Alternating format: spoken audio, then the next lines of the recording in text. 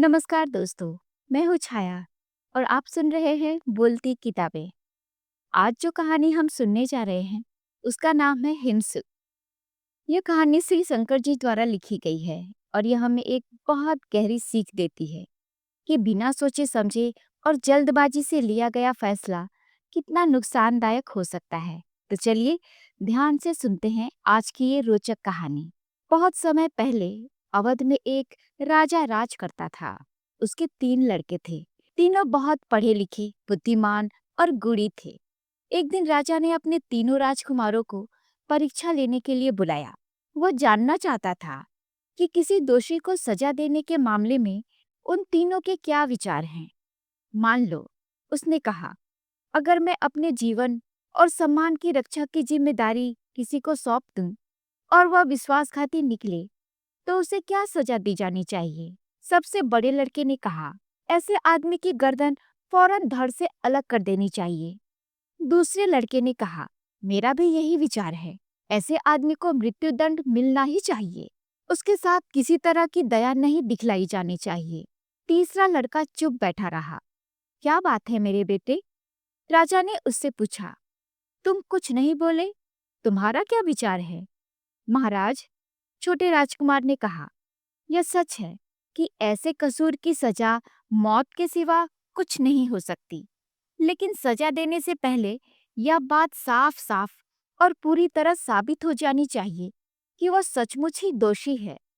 यानी तुम्हारे विचार से ऐसा न किया गया तो निर्दोष आदमी भी मारा जा सकता है? राजा ने पूछा। हाँ, राजकुमार ने जवाब दिया, ऐसा हो सकता है। उदाहरण के लिए मैं आपको एक कहानी सुनाता हूँ। ऐसा कहकर राजकुमार ने कहानी सुनाई।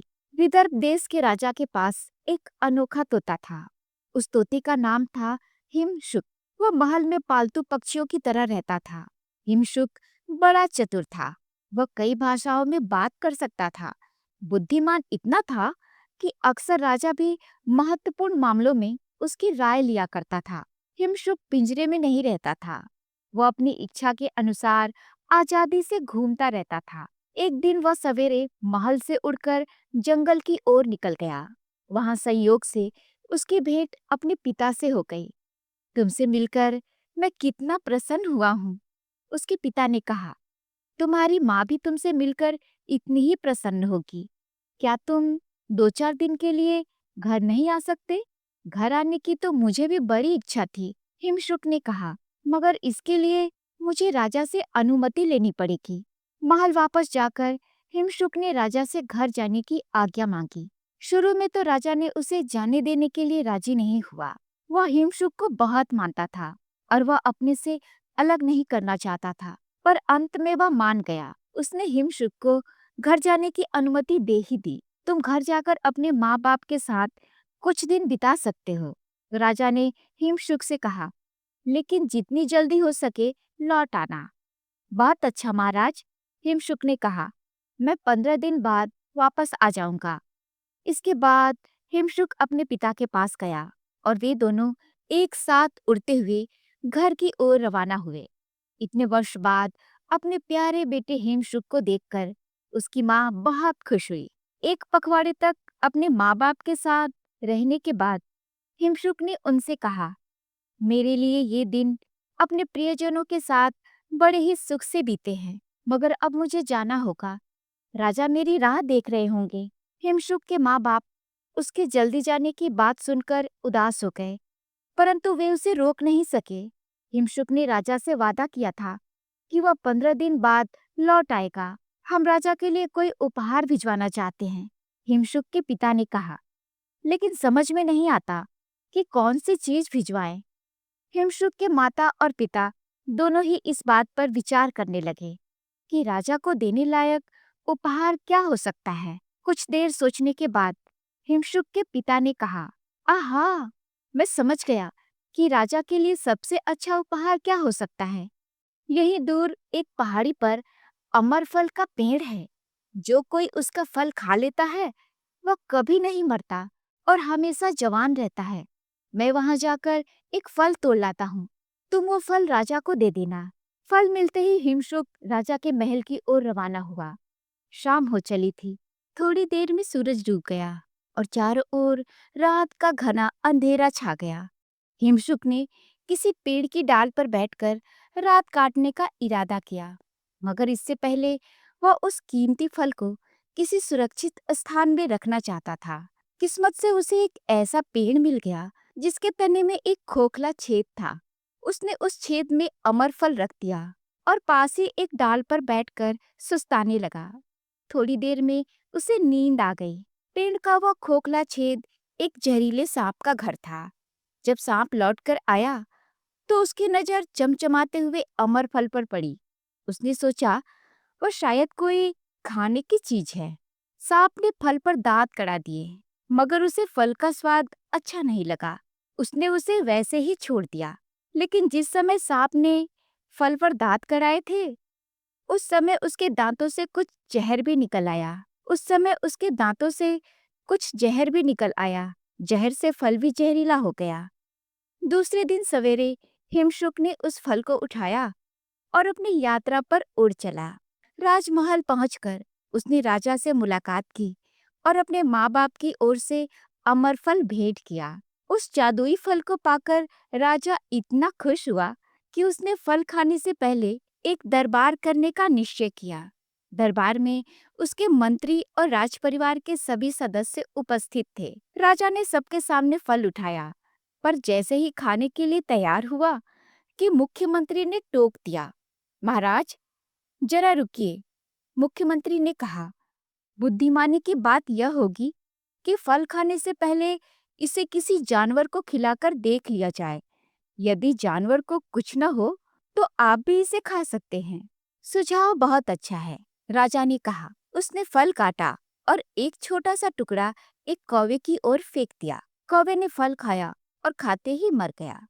महाराज, मंत्री ने कहा, आप आज बाल बाल बचे हैं। फल जहरीला है, यह अमर फल नहीं, मृत्यु फल है। इससे यह भी जाहिर है कि फल खिलाकर हिमशुक आपको मारना चाहता था। राजा गुस्से के मारे आग बबूला हो गया।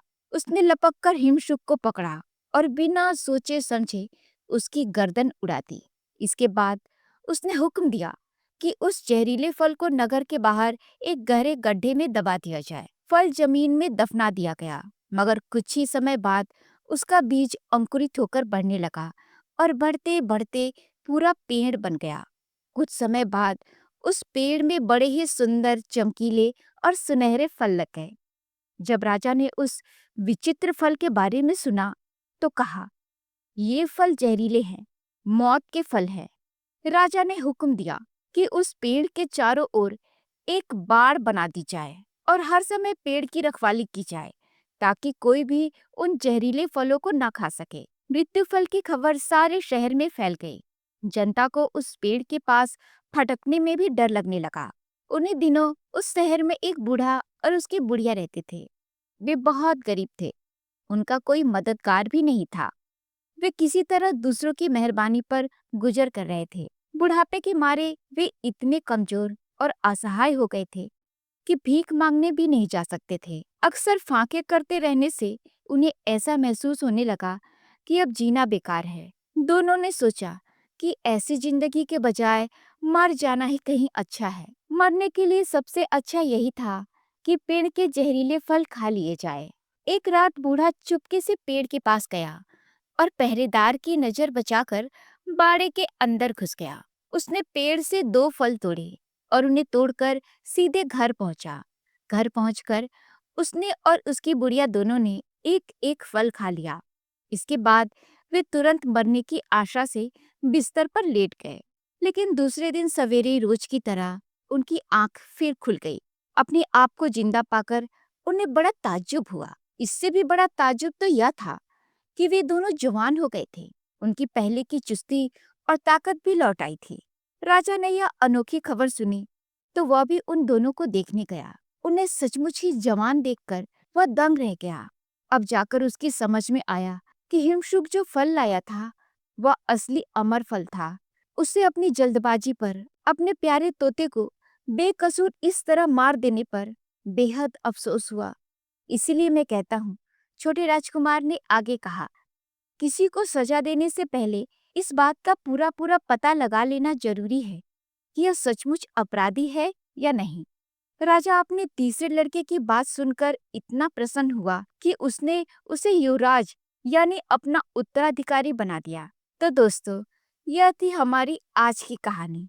देखा आपने, राजा की एक छोटी सी जल्दबाजी और क्रोध ने उसके सबसे बड़े और सबसे सच्चे साथी की जान ले ली। इस कहानी ने हमें यह बहुत बड़ी सीख दी है कि हमें कभी भी बिना पूरी सच्चाई जाने और बिना सबूतों को परखे किसी पर इल्जाम नहीं लगाना चाहिए और ना ही गुस्से में कोई बड़ा फैसला लेना चाहिए। अगर आपको यह कहानी पसंद आई हो तो वीडियो को लाइक करें, अपने सभी दोस्तों के साथ शेयर करें और ऐसे ही और ज्ञानवर्धक मज़ेदार कहानियों के लिए बोलती किताबें को जरूर सब्सक्राइब करें। सुनते रहिए और सीखते रहिए। मिलते हैं अगली कहानी में, तब तक के लिए धन्यवाद।